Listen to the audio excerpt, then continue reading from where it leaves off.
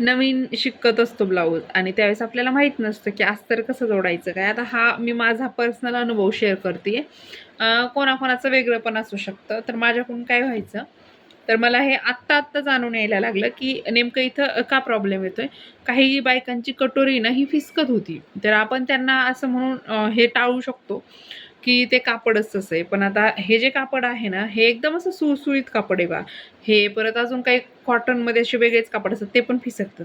तर नंतर माझ्या लक्षात आलं की जे म्हणजे बाकी काहींचे फिसकत नाहीत. म्हणजे मला एक जणीचं म्हणणं आलं की मी इतके ब्लाऊज शिवले तरी पण फिसकलं नाही, तुमच्याकडून शिवला तर फिसकलं. नंतर मी माझा ब्लाऊज एकदम बारकाईने पाहिला, तर त्यावेळेस मला असं लक्षात आलं की मी जे अस्तर आहे ना, तर ते मी असं एकदम चिटकून इथं जोडायचे. तर ते अस्तर लगेच धागा सोडायचं, म्हणजे इथं एकदम चिटकून टीप घ्यायची इथं. त्यामुळं ते लगेच धागा सोडायचं आणि मग तो धागे सोडून मग तो इकडं उसवायला लागायचं आणि हा हे फक्त कटोरी आणि प्रिन्सेस कट ह्या ब्लाऊजमध्येच व्हायचं आणि ते पण क्वचित कधीतरी व्हायचं. पण तरी पण मला असं वाटलं की नको हे सगळं व्हायला, म्हणून मग मी माझं पाहूनच हे केलं. तर आता पहा, मी बरोबर ही जी शिलाई आहे ना, ही बरोबर म्हणजे ह्या तिन्ही पण शिलाई एकावर एक आहेत. कटोरी ब्लाऊज आहे.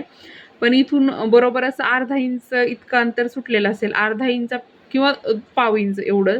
तर म्हणजे पाव इंच म्हणजे 2 रेषा टेपच्या. तर साधारणतः अर्धा धरलं तरी पण चालेल आणि ह्या टेप सगळ्या बरोबर एकावरती एक आहेत. जेणेकरून हे इकडचं कापड एकदम सेफ राहतं आणि इथं फिसकत वगैरे नाही.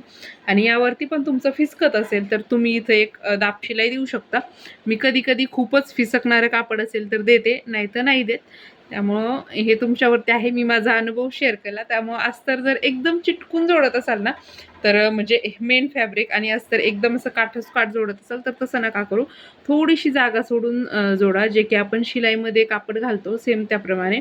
म्हणजे सगळ्या शिलाया पण एकावर एक येतात. दिसताना पण छान दिसतं, जसं की असं.